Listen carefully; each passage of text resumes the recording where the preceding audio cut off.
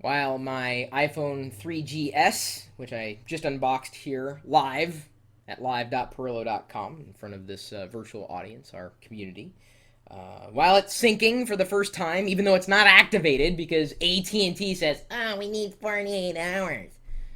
Fail. Well, even though it's not activated, I'm looking at it at an angle for a reason, because now what we're going to do is protect the iPhone, at least partially. I can't quite put the in-case skin on it. You might remember I have recommended in-case, the single piece of rubber for protecting your iPhone for quite some time. I wound up replacing it on my iPhone 3G with the Griffin Clarify because it had a macro slider, but I don't need that anymore with the iPhone 3GS built-in macro on its camera. So I'm going back to the in case. Some people don't like putting skins on at all, and I do because I have dropped my phone before. I've left it hanging on my car and backing up. The nice thing about the in case is that number one, it's pretty slim. Number two, it accommodates the connections of like external, like battery packs in this case, or any cable for the iPhone. Then I'm also going to, well, I can't put this on because I've got the iPhone currently syncing right here. So it's connected by USB and I can't quite slip it over that right now. And it says sync in progress, waiting for activation.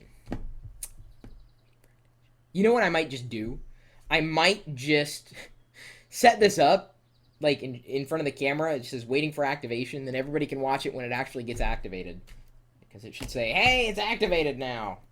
Great. I should still be able to use it, though, they say. I just can't use AT&T's network. So right now I'm syncing the applications. I've got 300 of them. That's a lot. But hey, dude, I mean, what are you going to put on your iPhone or your iPod? Hi, buddy. Hi, stinker. Okay, off. Sorry, dude. I need total concentration.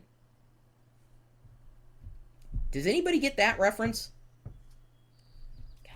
I could not throw any more obscure references. I almost said secure references, although that would be a different word altogether.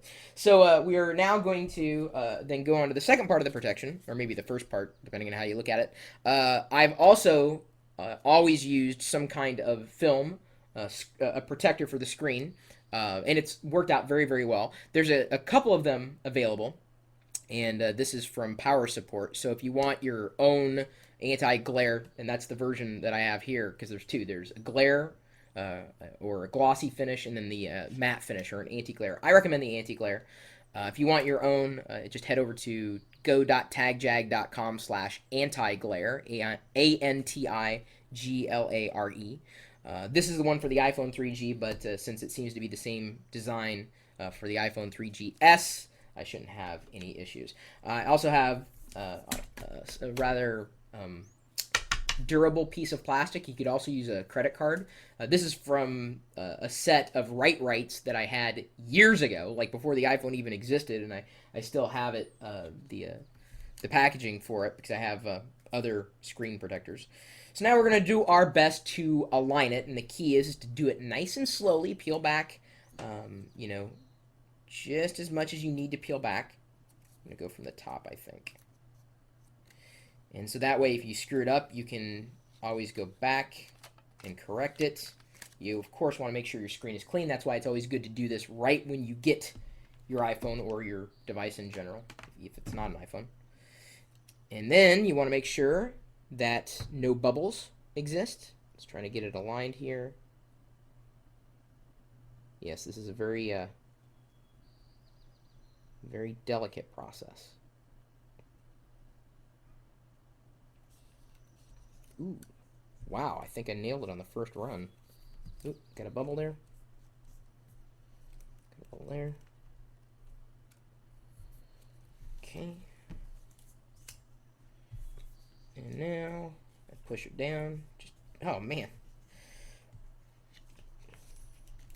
I may need to take off my glasses for this one.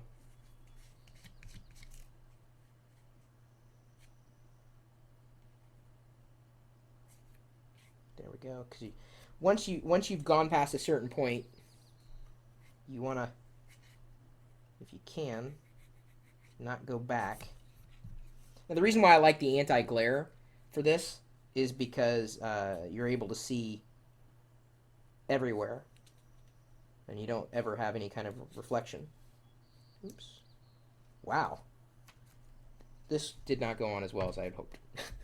Apparently I was a little off. Okay, so let's try it again. I could tell I was a little off because the bottom part did not line up with the button. Trying to be very careful so as not to touch the underbelly. Yeah, I know at this point you guys are thinking, I've got way better things to do with my time than to watch some dork. Actually, that would be geek.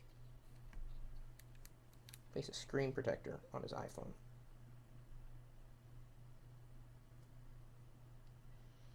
It's about as good as it's going to get there. Okay. And feel free to tune... Oh, crap. Feel free to tune out at any time. Although, if you stick around to the end of the video, I promise you it'll be worth your while.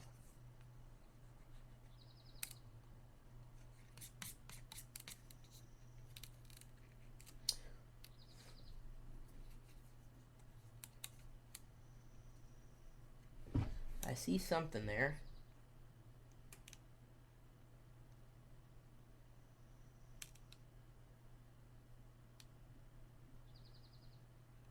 Crap, just a little piece of black something is throwing the whole thing off right now.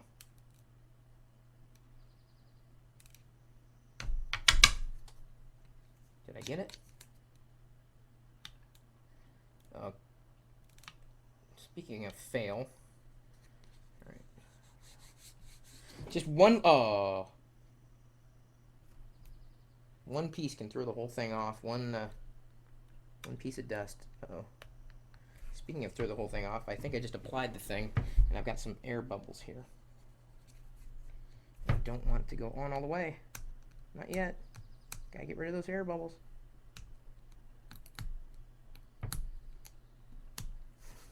And now I'm making more air bubbles. There we go.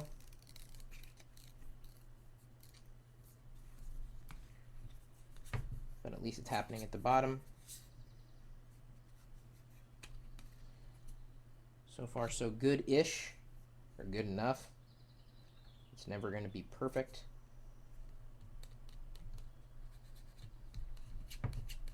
Pushing out those air bubbles. Pushing down the corners. And voila, that's about as good as it's going to get. So now it's anti-glare, so I'm able to view it at any angle, even with a direct light source behind me, and I can see everything. You know, I used to rely on the shinier, the glossy film screen protector, and then as soon as they released the anti-glare, I switched to. I was like, it dulls it a bit, like the colors. It's a bit more dull, but in terms of usability, I think it's actually better than the glossy coating. So there we go. We've now protected our screen. We will soon protect the actual phone itself with the in-case. go.tagjag.com/in-case or go.tagjag.com/anti-glare. And you can then protect your own devices. Wow. That went on exceedingly well, I thought. Sometimes it gets nerve-wracking, right? Sometimes you can even take it in the store and they'll do it for you. They'll say, hey, do you want us to put it on if you buy it? They'll put it on for you. Just, you know, the idea is to protect as much of the screen as possible. Because you never know if it's you're going to scratch it or what have you. And I tell you, the nice thing is when I turn around to sell the iPhone 3G, which is the only one I can use right now, I'll be able to take off the case and I'll be able to take off the screen protector and it'll be like a new phone. And so that's what's nice about having the screen protector, I think. No matter, I said I'd make it worth your while, and so I wanted to tell you about iPhone.lockergnome.com, a list of all the latest iPhone apps that you can vote for. It's kind of like a voting site, so you can vote for your favorites. Then, of course, you can follow me on Twitter, twitter.com/Chris Pirillo. We have contests.pirillo.com, and I may do a contest of the iPhone 3G versus iPhone 3GS, and then I'm going to give something away. So stay tuned for that. there's your value add for hanging around to the end of the video. YouTube.com/Lockernome. And then, of course, you can find me, usually sitting here in front of the live video feed with the chat room 24 hours a day, 7 days a week, typically talking tech, not just about the iPhone, but other stuff too. But yeah, we like talking about the iPhone. More than welcome to join us. We're at live.perillo.com. We'll see you later.